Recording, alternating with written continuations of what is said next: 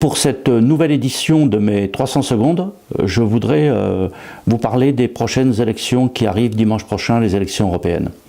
En effet, comme citoyen, je suis engagé dans cette campagne, je discute avec beaucoup de monde et je voudrais, disons, aborder quelques arguments que j'ai pu échanger. D'abord, la première chose, si vous voulez, c'est qu'on est quand même dans une situation particulière. On a eu cette mobilisation des Gilets jaunes, beaucoup d'effervescence sociale dans notre pays avec des exigences en termes de pouvoir d'achat, en termes d'environnement, en termes de justice sociale et fiscale, et surtout en termes de « on veut que la parole soit redonnée au peuple ». Et le président Macron a fait le bilan de toute cette période en retenant très peu de choses et en ne donnant pas droit aux revendications posées par les Gilets jaunes, par les citoyens. Et le problème n'est pas tellement là. Le problème, c'est que nous ne sommes pas consultés. C'est lui, et lui seul, qui a décidé de la sortie de cette crise, de ce qu'il croit être la sortie de cette crise. Et nous ne sommes pas du tout appelés à nous prononcer. Donc aujourd'hui, il y a un vrai déficit démocratique, et les citoyens que je rencontre se sentent floués. Alors, je leur dis une chose, dimanche prochain, il y a une élection. C'est la première élection depuis que Emmanuel Macron est élu président de la République, et c'est la première élection depuis cette crise sociale que nous traversons. Et donc saisissez-vous de cette élection pour dire non à Emmanuel Macron. Voilà, ça me paraît essentiel que nous nous saisissions de cette opportunité électorale. Deuxième argument que j'ai entendu aussi autour de moi, certains m'ont dit « est-ce que c'est pas plus efficace de s'abstenir, on ne veut pas participer à ce cirque ». Alors, je m'adresse à eux, ils croient que souvent, en s'abstenant, il y aura un effet de l'abstention. Il y en a même certains qui ont milité publiquement en disant « abstenons-nous le plus nombreux possible ». Donc ce qu'on nous donne aujourd'hui les sondages, il y aurait 40 à 45% de gens qui votent, et donc 55 à 60% de gens qui s'abstiennent. Alors le soir, il y aura une remarque en disant les citoyens sont moins civiques, ils ne votent pas, etc. Et puis, au bout de 30 secondes, tout le monde aura oublié cette remarque, et on va retenir surtout les résultats. Et en vous abstenant et en refusant de vous mobiliser contre Macron, eh bien, vous contribuez à faire que lui soit immédiatement prêt. Au lendemain de cette élection, il est prêt, hein. Il vous l'a dit quasiment. Il l'a dit au mois de juin, j'y vais, je reprends tous les dossiers. Il y en a un, particulièrement, c'est les retraites, qui vont entraîner une régression sociale de grande ampleur. Eh bien, il se sentira à l'aise pour y aller, et votre abstention n'aura servi à rien. Voilà, donc, votez, participez au vote. Et ensuite, il me paraît essentiel de comprendre que la mobilisation électorale va de pair avec la mobilisation sociale. Qu'est-ce qui fait qu'on arrive à faire avancer les causes dans ce pays? Eh bien, c'est les rapports de force. C'est la puissance de ceux qui revendiquent, c'est leur présence dans la société, c'est le fait qu'ils conquièrent une majorité des têtes, ce qui est le cas sur beaucoup de sujets. 80% des Français sont pour le rétablissement de l'ISF, par exemple. Eh bien, il faut que ce rapport de force se renforce. Et un des moyens de renforcer le rapport de force, c'est effectivement de participer au vote. Alors maintenant, la question qui se pose, pour qui voter? Alors, vous connaissez mes attaches politique personnelle. Je suis engagé dans la France Insoumise depuis très longtemps. Voilà, et je n'en fais pas mystère. Jamais je m'en suis caché. Et je me bats au grand jour pour la France Insoumise. Mais allons plus loin même.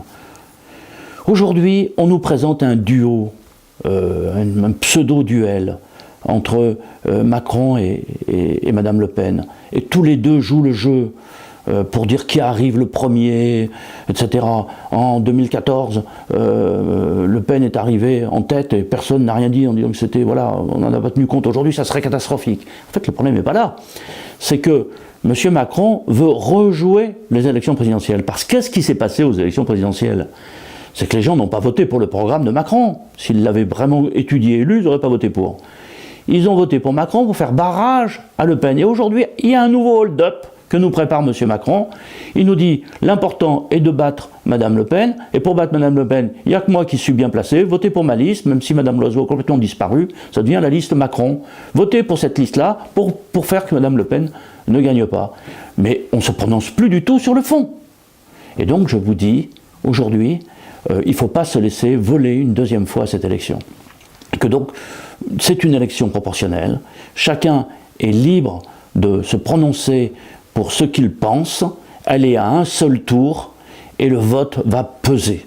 Bon, donc dans ce cadre-là, il faut déjouer le duel Macron-Le Pen. Et s'il faut déjouer le vote Macron-Le Pen, c'est pour offrir une alternative au nationalisme xénophobe de l'un et à l'ultralibéralisme de l'autre.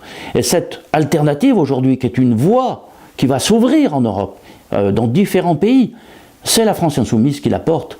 Et aujourd'hui, c'est la seule liste qui est capable de venir concurrencer ce duo en termes de capacité de mobilisation électorale, alors que vous soyez en accord avec tout ou partie de la liste France Insoumise. Comprenez que ça va être un élément du rapport de force et que la puissance du vote pour Manon Aubry va, d'une certaine manière, ouvrir une perspective pour l'avenir. Et je me vois très bien, en juin, juillet, août, septembre, octobre, novembre, nous battre sur l'histoire des retraites, parce qu'on ne va pas se laisser faire, nous mobiliser sur ces questions, et sur d'autres, parce que sur la fonction publique, il y a plein de mesures, et on en reparlera une autre fois, je vous présenterai ça en détail. Mais il va falloir se battre dans les mois qui suivent. Et bien on ne se battra pas dans les mêmes conditions, s'il y a une alternative qui s'ouvre face à Le Pen, Macron, ou s'il n'y en a pas. Voilà l'enjeu du vote de dimanche prochain. Alors, dernier argument que j'ai entendu, et je finirai avec ça, c'est qu'on dit les élections européennes ne servent à rien, les députés européens ne servent à rien, etc. Alors je comprends ce sentiment, parce que le Parlement européen n'a pas les pouvoirs d'un Parlement national. Mais quand même, il y a des choses qui permettent, par exemple, le budget de l'Europe ne peut pas être voté s'il n'est pas voté par l'Assemblée. Donc il a le pouvoir d'arrêter le budget. Il a aussi, par exemple, le fameux paquet ferroviaire avec lequel ils ont fait cette réforme atroce de la SNCF et qui fait qu'aujourd'hui le service public du rail diminue alors qu'il devrait se développer en pleine, en pleine transition climatique qui pose plein de problèmes, il faudrait le développer. Eh bien, il est passé qu'avec 24 voix de majorité au Parlement européen, il a été obligé de l'appliquer. On aurait pu lui faire échec. Il y a plein d'autres questions. Younous Omarjee, excusez-moi, a été notre député France Insoumise et il a eu une initiative contre la pêche électrique qui au début était bien isolée, il est fini par gagner.